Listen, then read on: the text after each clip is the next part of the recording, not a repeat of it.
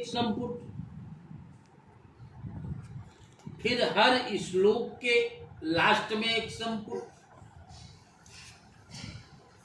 इसी को संपुट कहा जाता है। समझ रहे हैं? जैसे एग्जाम्पल समझ लीजिए, ये मोबाइल है ना। अब ये मोबाइल को कोई प्रकार से दिक्कत न आए इसके लिए नीचे से एक कवर लगा गया है, और इसके कांच के ऊपर भी एक कवर लगा है, तो ये सुरक्षित हो गया। तो सतचंडी जो 700 श्लोक हैं उसको हम आपकी परिकल्पना किया जाता है कि 700 श्लोक जैसे आपके निमित्त ब्राह्मण लोग बोलेंगे, समझ रहे ना। अब उसके एक श्लोक ऊपर एक श्लोक पीछे, माने आगे और पीछे को संपुट से बांध दिया जाता है, माने व्यक्ति को हर प्रकार से सुरक्षित रखने की व्यवस्था ही संपुट कहा जाता। जैसे नवरात्रि में भी आप नवचंडी करते हो, लेकिन नवरात्रि में 9 दिन में नवचंडी करते हो,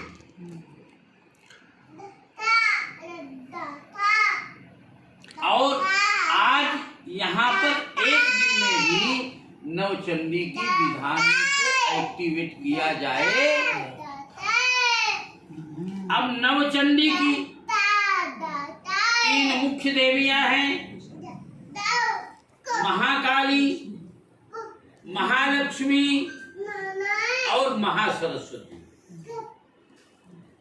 इन 3 मुख्य देवियों को हम आप विशेष आराधना के तौर पर उन्हें खुश करने का प्रयास करते हैं।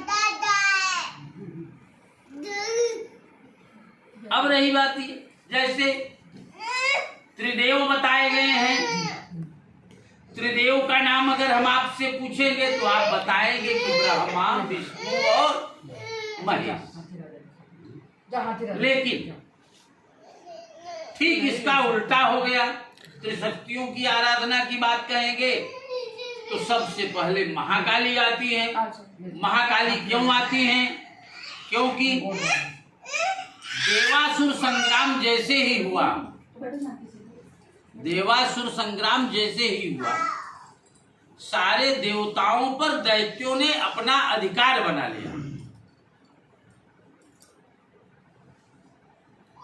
और सारे देवता असहाय होकर के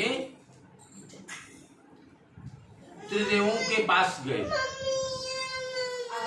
और त्रिदेवों के पास कोई ऐसी ताकत नहीं थी कि देवताओं की रक्षा कर पाए।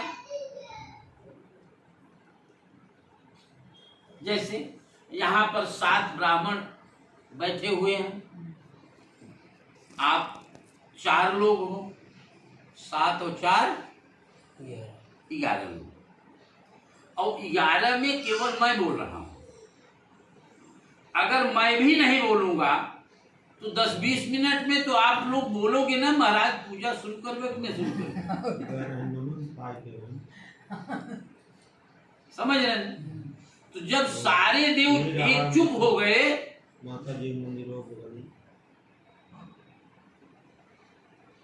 तो शंकर जी ने कहा कि अब त्रिदेवों की शक्ति क्षीण हो चुकी है, अब आप सारे लोग शक्ति की आराधना करो। क्योंकि शंकर जी ने ही प्रेरणा दिया, तो शंकर जी की ही पत्नी जो पार्वती थी, उसी के अंदर सामर्थ्य थी कि त्रिशक्तियों में परिवर्तित होने की सामर्थ्य उन्हीं के अंदर था। जैसे आपको ध्यान होगा, एक बार आपके पुराने आवास पर महाविद्या प्रयोग भी किया गया था, ध्यान है कि नहीं? वो दृश्य भी आपको अनुमानित हुआ होगा। ये महाविद्या में भी इन्हीं की उपस्थिति होती है महाकाली के रूप में। कितना बेनिफिट मिला था महाविद्या से, आपको अनुभूति करते हैं तो रोम खड़े हो जाते हैं।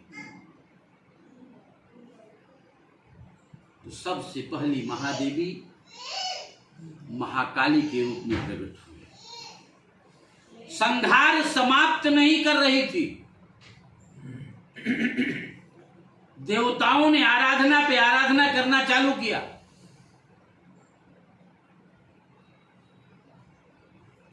तब देवता लोग शंकर जी ने एक बार वरदान दिया था कि तुम्हारी ताकत कोई रोक नहीं पाएगा, लेकिन एक ऐसा समय आएगा कि तुम अपने पैर से मुझे स्पर्श करोगी।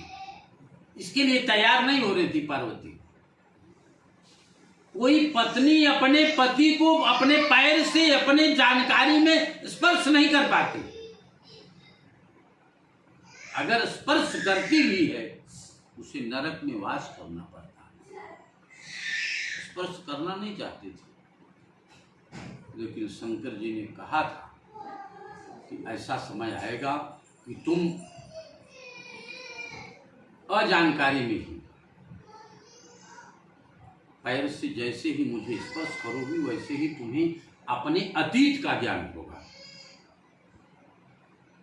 तो शंकर जी बालक रूप में जिस रास्ते से मां काली जा रही थी उसी रास्ते पर लेट गए, और जैसे ही अब क्रोध में निगाह नीचे नहीं होता है, ऊपर ही देखता है व्यक्ति। ऊपर देखते मां काली चली जाती थी और नीचे पैर से शंकर जी का शरीर स्पर्श हुआ तो नीचे देखी तो नीचे शंकर जी का स्वरूप दिखाई दिया। जैसे हम आप कोई गलती काम करते हैं तो अपनी जीभ को दांत से दबा लेते हैं कि नहीं दबाते हैं? दबाते हैं ना, अनुभव होता है कि नहीं होता? तो मां काली को अपने अतीत का ज्ञान हुआ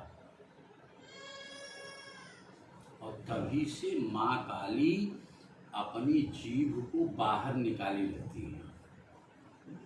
और मां काली ने संकल्प किया कि इस स्वरूप में जो भी व्यक्ति मेरे इस स्वरूप की पूजा करेगा उस व्यक्ति की सारी विपदाएं मैं ले लूंगी और वह व्यक्ति महालक्ष्मी और महासरस्वती का पूर्ण सुख प्राप्त करेगा। इसीलिए महाकाली के स्वरूप का पहले पूजन किया जाता। समझ रहे?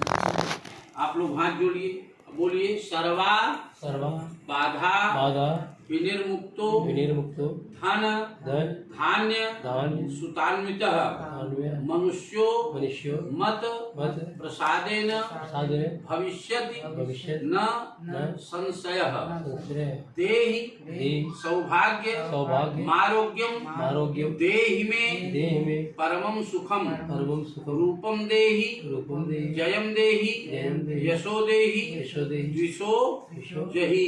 जहि। बोलिए अम्बे मात की।